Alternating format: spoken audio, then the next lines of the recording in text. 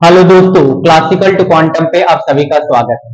आप लोग जैसे कि डिमांड किए थे कि भैया क्लास 11 का जे एडवांस का आप लोग को सवाल करना है, तो आज इस वीडियो में हम लोग वर्क ऑफ एनर्जी से 5 जे एडवांस लेवल का सवाल करने वाले हैं। एक एक सवाल बहुत ही अच्छा है, ठीक है। आप लोग वीडियो को पॉज कीजिएगा, सवाल को ट्राई कीजिएगा और आंसर लाने की कोशिश कीजिएगा। अगर नहीं आया, अगर आ गया तो अच्छा बात है, ठीक है। अगर नहीं आया तो फिर सॉल्यूशन को देखिएगा, ठीक है। नेक्स्ट वीडियो जो बनेगा भैया, मतलब 11 का बहुत सारा चैप्टर से मिक्स करके जे एडवांस लेवल का सवाल मतलब लेकर आ जाऊंगा, ठीक है। तो पहले वर्क ऑफ एनर्जी का हम लोग कर लेते हैं, ठीक है। तो चलिए शुरू करते हैं पहला सवाल से। क्या है? ये है आपका पहला सवाल। A block of mass 10 kg is released on a fixed wedge. एक वेज है, ठीक है। 10 kg का ब्लॉक उसको रिलीज किया गया है, ठीक है। Inside cart which is moved with constant velocity. Cart के अंदर एक ब्लॉक रखा हुआ है, नहीं, कार्ट के अंदर एक इंक्लाइन प्लेन है, एक ब्लॉक इसको ऊपर रखा हुआ 10 kg का, इसको रिलीज किया गया। एक कार्ट 10 मीटर पर सेकंड से आगे जा रहा है। अच्छा, take initial velocity of the block with respect to cart is zero. माने इनिशियल वेलोसिटी जो है ना कार्ट का, दिस ब्लॉक का रिस्पेक्ट टू कार्ट कितना है? जीरो है। अच्छा, then work done by normal reaction with respect to ground on block in 2 second. माने टाइम 2 सेकंड दिया हुआ है, ठीक है।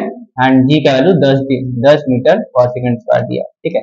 तो ब्लॉक के द्वारा कितना काम किया जाएगा, इस मतलब नॉर्मल फोर्स के द्वारा इस ब्लॉक के ऊपर कितना काम किया जाएगा विद रिस्पेक्ट टू ग्राउंड, माने ग्राउंड के रिस्पेक्ट में, ठीक है। अच्छा, तो ब्लॉक जैसे देखिए भैया, हम लोग को तो पहले ये बनाना होगा, यहीं पर मैं कर दे रहा हूं। देखिए, नॉर्मल फोर्स किस तरफ लगता है? नॉर्मल फोर्स सरफेस का ऐसे, नॉर्मल फोर्स ऐसे लगेगा, नॉर्मल फोर्स ऐसे लगेगा, ठीक है। अच्छा, इसका वेट mg नीचे की तरफ लगेगा, कितना? mg मतलब 10g ले गया, ठीक है। 10g इस तरफ लगेगा, और इस तरफ कितना लगेगा?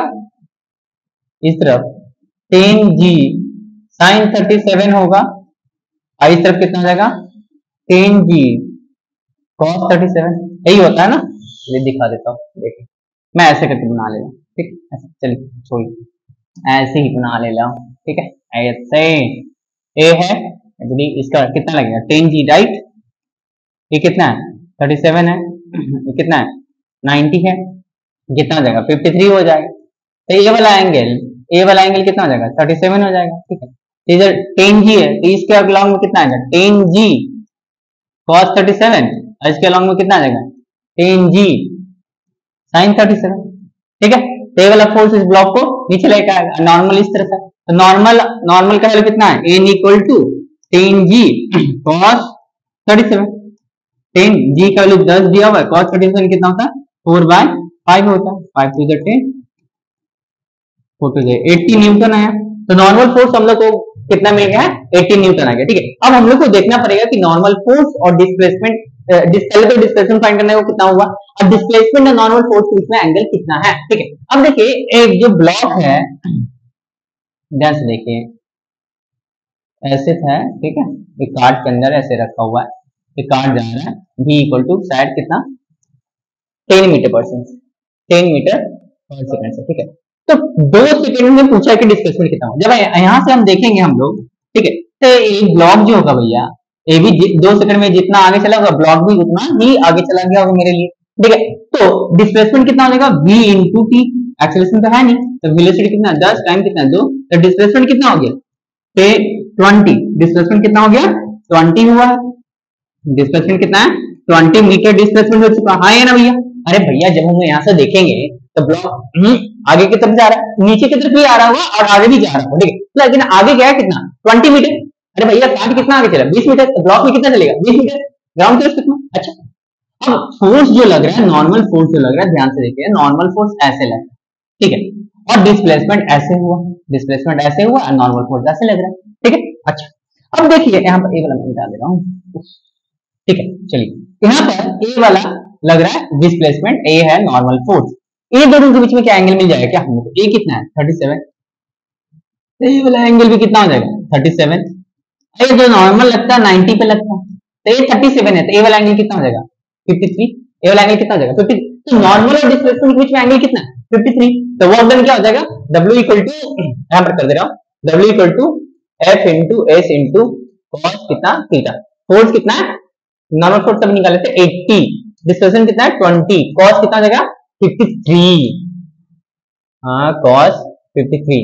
तो नेक्स्ट पेज में कर लेता हूँ, W equal to 80 into 20 into cos 53, cos 53 by 5 होता है, 80 इंटू 20 इंटू 3 बाई 5 हो जाए 20, 80 इंटू 12, 12 बैठ जाए 96, 96 जूल। ठीक है, तो वर्क डन जो होगा भैया नॉर्मल फोर्स द्वारा वो 960 जूल होगा, 960 जूल ऑप्शन में है, ऑप्शन बी है 960 जूल। ठीक है, तो अब यहाँ पर आपका सवाल आता कि भैया ये तो नीचे भी आ रहा है ब्लॉक, तो नीचे जब आएगा तो देखिए नीचे आएगा तो डिस्प्लेसमेंट ऐसे होगा, डिस्प्लेसमेंट ऐसे, फोर्स ऐसे, तो इस वाला डिस्प्लेसमेंट लेके कोई काम नहीं करेगा नॉर्मल फोर्स। ठीक है, पक्का आया, पक्का पक्का। चलिए तो प्रोसेस पूरा। नेक्स्ट सवाल है, नेक्स्ट सवाल ठीक ठाक है, हाँ ये भी सवाल ठीक ठाक है। क्या है, ब्लॉक ऑफ मास 1 kg, एक ब्लॉक है जिसका मास कितना 1 kg है, slide down a curve track से नीचे आ रहा है, यहां से ऐसे निकलेगा। ठीक है, हम तो क्या कहते हैं वाटर पार्क में जाते हैं ऐसे बैठते करके नीचे आ जाते हैं, कहीं एक ब्लॉक को छोड़ा करके नीचे आ जाए। ठीक है, which forms an quadrant of a circle, एक क्वाड्रेंट है, सर्कल का पूरा बना देंगे ऐसे तो सर्कल हो जाए, क्वाड्रेंट है। रेडियस कितना 1 मीटर, सोनी figure. The speed of block at the bottom of the track is इतना, अच्छा स्पीड दे दिया v इक्वल टू कितना दिया है 2 मीटर पर सेकंड, यहां से छोड़ा गया इनिशियल वेलोसिटी 0 है, यहाँ पर आएगा करके नीचे चला जाएगा। ठीक है, the work done by friction is, अच्छा यहाँ पर फ्रिक्शन भी प्रेजेंट है, यहाँ पर क्या है फ्रिक्शन भी प्रेजेंट है, तो वर्क डन बाय फ्रिक्शन कैसे करी, कैसे करी, फ्रिक्शन का कोएफिशिएंट भी नहीं दिया हो, ठीक है कुछ भी नहीं दिया हो, कोएफिशिएंट भी नहीं दिया तो फ्रिक्शन का कैसे करें। जब भी ऐसे सवाल दे यहाँ से छोड़ रहा है यहाँ से निकल रहा है तो हम लोग क्या करेंगे वर्क एनर्जी थ्योरम का इस्तेमाल करेंगे। Work done by all forces equal to change in kinetic energy. ए भैया यूनिवर्सल है भैया, ये वाला बहुत ही अच्छा थ्योरम है, मतलब हर एक जगह काम आता है। ठीक है, तो इसको याद कर लीजिएगा, work done by all forces equal to, work done by all forces equal to change in kinetic energy. बहुत मजेदार चीज है। Final kinetic energy half M E का square minus half M V initial का स्क्वायर, वी इनिशियल 0 हो जाएगा। ठीक है, तो work done by all forces, तो वर्क डन क्या है तो gravitational force plus work done by frictional force equal to half M V square. दो ही फोर्स लगे ना बॉडी के ऊपर, एक तो लगेगा क्या, एक तो लगेगा इसके ऊपर फ्रिक्शनल फोर्स और दूसरा उसका ग्रेविटी लगेगा। ठीक है, और अब बोलिएगा नॉर्मल फोर्स, तो नॉर्मल फोर्स का देखिए नॉर्मल फोर्स ऐसे लगेगा ना और डिस्प्लेसमेंट ऐसे होगा ना। ठीक, तो नॉर्मल फोर्स और डिस्प्लेसमेंट के बीच में एंगल कितना हमेशा 90 डिग्री रहेगा। ठीक है, तो वर्क डन में नॉर्मल फोर्स 0 आएगा। ठीक है, इसलिए मैं उसको कंसीडर नहीं किया। कोई को पूछ लेगा सर ने नॉर्मल फोर्स छोड़ दिया, भैया नॉर्मल फोर्स का जो वर्क डन है वो 0 आने वाला। ठीक है, चलिए अब यहाँ पर मैं इसको मिटा दे रहा हूँ, तो work done by frictional force चाहिए, फाइनल वेलोसिटी तो पता है 2 मीटर पर सेकंड। अच्छा, तो वर्क डन बाय ग्रेविटी निकाला होगा, तो ब्लॉक यहाँ से यहाँ आया, ब्लॉक यहाँ से ऐसे आया। ठीक है, तो वेट तो इसका ऐसे लग रहा है। ग्रेविटी फोर्स कैसा फोर्स है, ग्रेविटी फोर्स कंजर्वेटिव फोर्स है, सिर्फ और सिर्फ इनिशियल और फाइनल पॉइंट पे डिपेंड करता है, इनिशियल और फाइनल पॉइंट पे डिपेंड करता है, कौन सा रास्ता से उसको कोई फर्क नहीं पड़ता। ठीक है, तो इसमें ब्लॉक को ग्रेविटी के लिए मैं ऐसे ला रहा हूँ, ऐसे यहाँ से ऐसे फिर यहाँ से ऐसे। ठीक, तब जब ब्लॉक यहाँ से ऐसे आएगा तब ग्रेविटेशनल फोर्स ये वाला पार्ट ए बी सी बोला, तो work done by gravity along कौन सा पार्ट लाया हूँ ए बी प्लस बी से सी। तब जब ए से बी आएगा तो फोर्स तो नीचे की तरफ लगे एम जी और डिस्प्लेसमेंट इस तरफ हो रहा है 90 डिग्री। ठीक है, तो work done along A B 0 हो जाएगा। अरे आया कि नहीं है भैया, ग्रेविटी नीचे की तरफ जाएगा, डिस्प्लेसमेंट ऐसे हो रहा है, वर्क डन कितना होगा 0 होगा। ठीक है, और जब यहाँ से यहाँ आएगा तो ग्रेविटी नीचे की तरफ एम जी एंड तो डिस्प्लेसमेंट भी नीचे की तरफ, डिस्प्लेसमेंट कितना होने वाला 1 मीटर। ठीक है, तो इसमें वर्क डन होगा, दोनों ही फोर्स और डिस्प्लेसमेंट सेम डायरेक्शन है, तो डायरेक्ट मल्टीप्लाई कर देंगे force into displacement M G into 1। तो मास कितना है, मास कितना है, कितना 1 जी कर लो 10 है इंटू 1। तो gravity work done by gravity कितना है 10 जूल।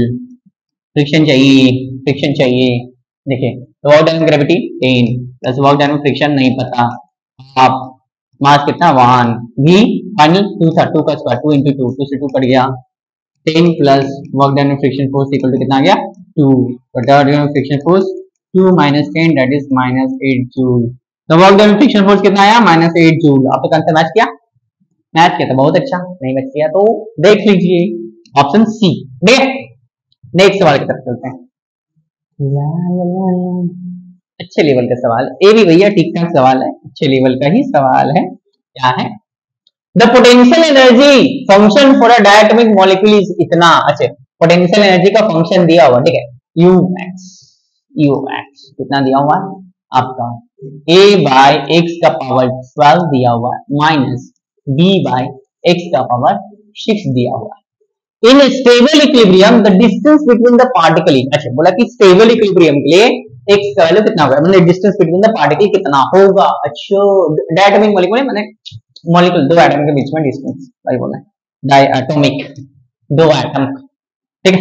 अच्छा तो जब भी स्टेबल अनस्टेबल इक्विलिब्रियम, ठीक है, पढ़े आप लोग तो पढ़े ही होंगे, ठीक है। तो पहले इसको क्या करेंगे, डिफरेंशिएट करेंगे, ठीक है, फोर्स निकालेंगे, इसको जीरो के बराबर करेंगे, ठीक है। तो डिफरेंशिएट कर देते हैं, du x dx differentiate x के टर्म्स में करेंगे। इसको पहले डिफरेंशिएशन करने के पहले हम लोग एक काम करते हैं, इसको थोड़ा सा मॉडिफिकेशन करते हैं, ऐसे लिख देते हैं a इंटू एक्स का पावर -12 कर सकते हैं ना, b इंटू एक्स का पावर -6, ठीक है।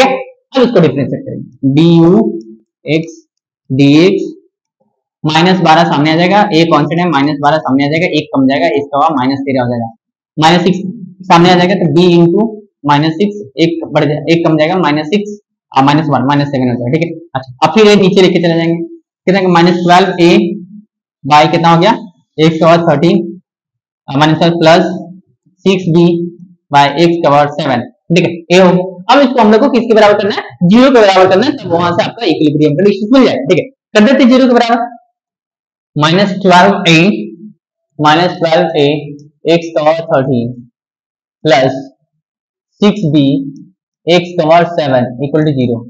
ए वाला टर्म को उधर लेके चले जा रहा हूँ, 6b x का power 7 equal to 12a x का पावर 13, 6 2 जा 12 काट देते हैं ना, कट जाएगा ना 2 से, अरे यहाँ आए ना 2 से कट जाएगा, यस पूरा कट जाएगा, b बाय x का पावर 7 हो गया, और कितना हो गया 2a बाय x का पावर 13 हो गया, इसको cross multiply b into x का पावर 13, ठीक है, इक्वल टू 2a x का पावर 7, इधर ले आते हैं, b x का पावर 13 माइनस 2a x का पावर 7, तो यहाँ से खींच लेते हैं, x का पावर 7 निकाल लेते हैं, ठीक है, और क्या बचेगा b x का power 6 minus 2a equal to 0, a ना x का पावर 7 वाला x का पावर 6 बचेगा ना, अरे भैया 7 13 में से हट गया 6 बचेगा ना, 6 plus 2a equal to 0, x का पावर 7 इक्वल टू 0, x का power 7 equal to 0, x equal to 0, एक x इक्वल टू 0 आएगा, और दूसरा क्या आएगा इतना b, इसको 0 के बराबर करेंगे, b x का power 6 minus 2 equal to 0, b x का पावर 6 इक्वल टू 2a, तो x का पावर 6 इक्वल टू कितना आ गया 2a बाय b, तो x का पावर 6 है तो x इक्वल टू कितना आ जाएगा 2a बाय b का पावर 1/6, 2a बाय b का पावर 1/6। तो एक तो ऑप्शन में नहीं है, तो ये शायद अनस्टेबल इक्विलिब्रियम के लिए होगा, हम लोग को चेक करना पड़ेगा फिर, ठीक है। एक बार डिफरेंशिएशन किया है ना, दोबारा इसको डिफरेंशिएट करना पड़ेगा, करके हम लोग को क्या करना पड़ेगा, चेक करना पड़ेगा, मैंने दोबारा डिफरेंशिएट करके जो वैल्यू हम लोग को x का निकला वो दोनों पुट करना होगा, ठीक है। ग्रेटर देन 0 के लिए स्टेबल इक्विलिब्रियम होगा, लेस देन 0 के लिए अनस्टेबल इक्विलिब्रियम, ठीक है। लेकिन यहाँ पर भैया x का वैल्यू 0 दिया ही हुआ नहीं है, तो हम लोग कौन सा लेंगे, x का वैल्यू a वाला लेंगे, a वाला टिक करके चलते रहेंगे। ऑप्शन है क्या 2a बाय b का पावर 1/6, 2a बाय b का पावर 1/6 ऑप्शन नहीं है, ठीक है। सही सवाल था, ठीक। अगले सवाल की तरफ बढ़ते हैं, नेक्स्ट वीडियो में तो और मस्त मस्त सवाल लेकर आऊंगा, ठीक है, मजा आ जाएगा, ठीक। ये भी ठीक ठाक है सवाल, इस तरह का सवाल एक बार आ भी चुका है जे एडवांस में, ठीक है, वो जस्ट ऐसे पूछा था, ऐसे लेके गया था, मतलब ऐसे बना हुआ था, तो मैं कराया भी हूँ, होगा मेरा वीडियो ऐसे करके लेकर गया था, ठीक है। चलिए क्या बोला है यहाँ पर, weight of mass 1 kg 1/2 kg, mass कितना है 1/2 kg, ठीक है। स्टार्ट फ्रॉम रेस्ट a, माने इनिशियल वेलोसिटी a पे कितना है 0, and to move in a vertical plane along a smooth fixed quarter, माने रिंग ऑफ रेडियस, रेडियस कितना है 5 मीटर है, अच्छा। Under the action of a constant force, force इस तरफ लगातार लग रहा है, इस तरफ लगातार लग रहा है, ठीक है। हॉरिजॉन्टल फोर्स F का वैल्यू कितना दिया 5 न्यूटन, अच्छा, इतना सारा इंफॉर्मेशन दिया है। The speed of wind as it reaches the point B, माने जब पॉइंट B पे पहुंचेगा, पॉइंट B पे पहुंचेगा तो स्पीड B पे कितना होगा, तो ऐसा केस में क्या करेंगे, वर्क एनर्जी थ्योरम लगाएंगे, और कोई उपाय नहीं, ठीक है। तो यहाँ पर एक फोर्स तो A वाला लग जाएगा, और फ्रिक्शन तो है नहीं, नॉर्मल फोर्स ओवर 0 होगा, और दूसरा फोर्स ग्रेविटी वाला लग जाएगा, ठीक है। अच्छा तो चलिए कर लेते हैं, देखिए ये ऐसे है, ये ऐसे है, और ऐसे है, देखिए तो ए वाला फोर्स किस डायरेक्शन में लगा, ए वाला फोर्स x डायरेक्शन में लगा, ए वाला फोर्स x डायरेक्शन में फाइनल, तो ए वाला बॉल, ए वाला बीट जो है यहाँ से जब यहाँ आएगा, ठीक है, तो एक्स डायरेक्शन में ए 5 मीटर का है, ए 5 मीटर का, ठीक है। तो एक्स डायरेक्शन में इसका डिस्प्लेसमेंट कितना हुआ, एक्स डायरेक्शन में डिस्प्लेसमेंट कितना हुआ, डिस्प्लेसमेंट 5 मीटर हुआ, ठीक है। तो work done by this force, F force, work done by applied force F, force into displacement in x direction, क्योंकि फोर्स किस डायरेक्शन में लग रहा है, एक्स डायरेक्शन, एक्स डायरेक्शन में डिस्प्लेसमेंट कितना होगा, 5 मीटर होगा, ठीक है। तो फोर्स कितना है आपका 5 और डिस्प्लेसमेंट कितना है 5, तो हो गया 25 जूल। तो work done by this force माने अप्लाइड फोर्स का वर्क डन ही निकल गया, ठीक है। अच्छा, वर्क डन बाय ग्रेविटी भी निकाल चुका, निकाल लेते हैं। वर्क डन बाय ग्रेविटी, हम ग्रेविटी का कंजर्वेटिव फोर्स ऐसे लेकर आए या ऐसे लेकर आए, बात बराबर, हम ऐसे लेकर आते हैं। तो जब यहां से यहाँ आएगा, ग्रेविटी से नीचे लगेगा, मास कितना, एम पकड़ लेते हैं जी।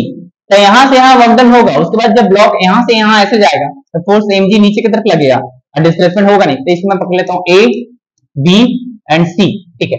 तो work done long A B plus B C, तो बी सी में तो जीरो होगा क्योंकि force is perpendicular to displacement, लेकिन ए से बी कम होगा, फोर्स नीचे की तरफ, डिस्प्लेसमेंट नीचे की तरफ, ठीक है। अच्छा, तो एम जी डिस्प्लेसमेंट कितना है भैया 5 है, ठीक है। तो वर्क डन ग्रेविटी, मास दिया हुआ ना, मास कितना था, हाफ दिया, जी का वैल्यू 10 दिया हूं, हाफ 10 इंटू 5, 2 5 से 20, डब्ल्यू जी कितना है 25।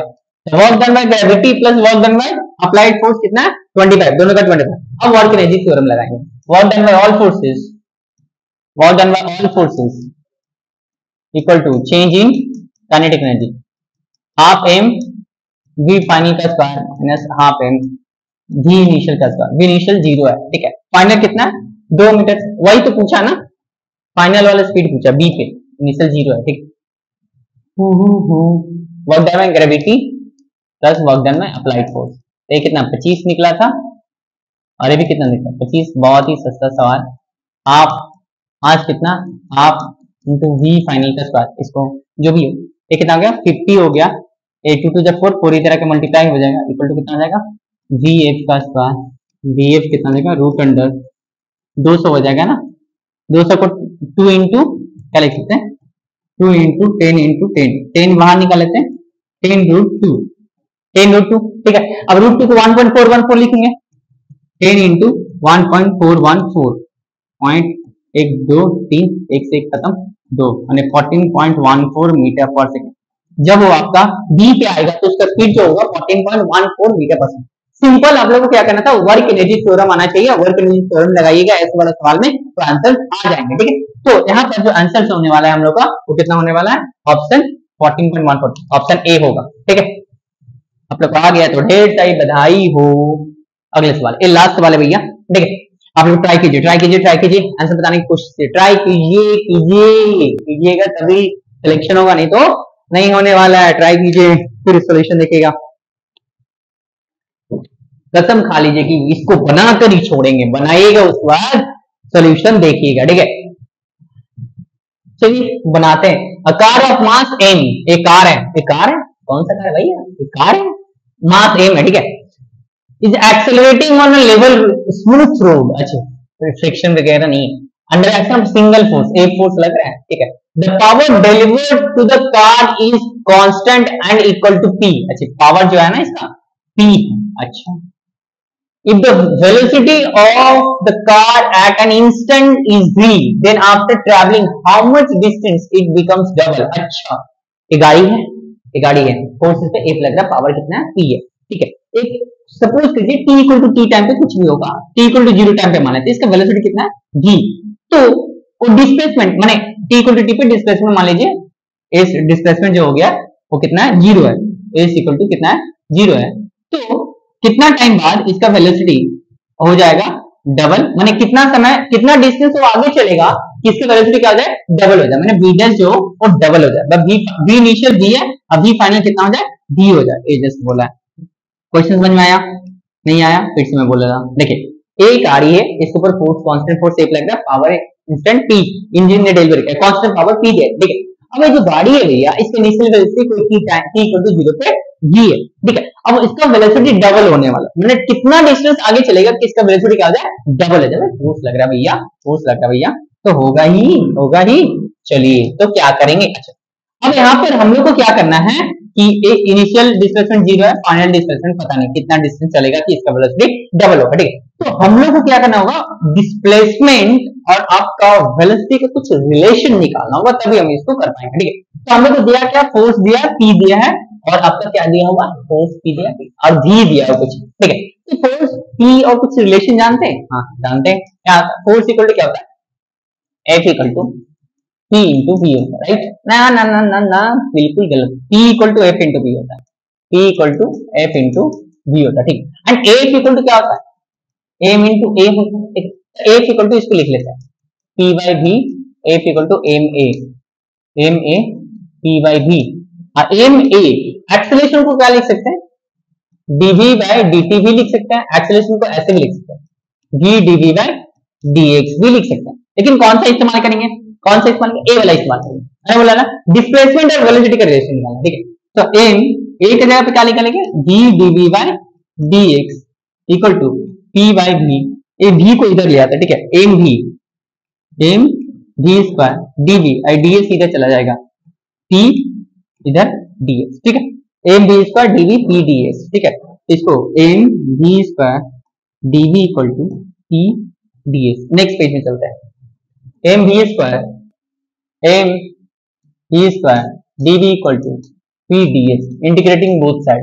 जब डिस्प्लेसमेंट 0 था, इनिशियल वेलोसिटी v था, जब डिस्प्लेसमेंट a होगा, फाइनल वेलोसिटी कितना है, 2v होने वाला है। m बाहर आ जाएगा, v स्क्वायर का कितना आ जाएगा, v cube by 3 2v initial v, p constant है, p बाहर आ जाएगा, s ds का क्या आ जाएगा, s 0 से s ac आएगा। ठीक है, तो m 3 बाहर मैं निकाल लेता हूँ, a3 जो है ना इसको बाहर निकाल रहा हूँ, तो m बाई 3 पहले 2v पुट करेंगे, 2v का क्यूब माइनस v का cube equal to p into A, तो ac आने वाला है।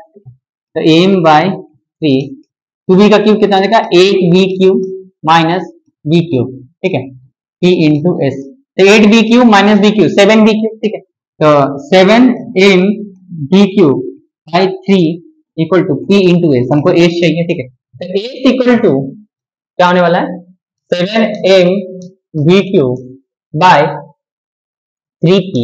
a इतना डिस्प्लेसमेंट के बाद उसका जो वेलोसिटी होगा वो क्या हो जाएगा, डबल हो जाएगा। अपने ऑप्शन कौन सा है, 7m v cube by 3p, option A. ठीक है, आना सही सवाल। ठीक है, तो आप लोग क्या कीजिएगा, बस आप लोग मस्त पढ़ाई करते रहिए। हम लोग अगली वीडियो में मिलेंगे।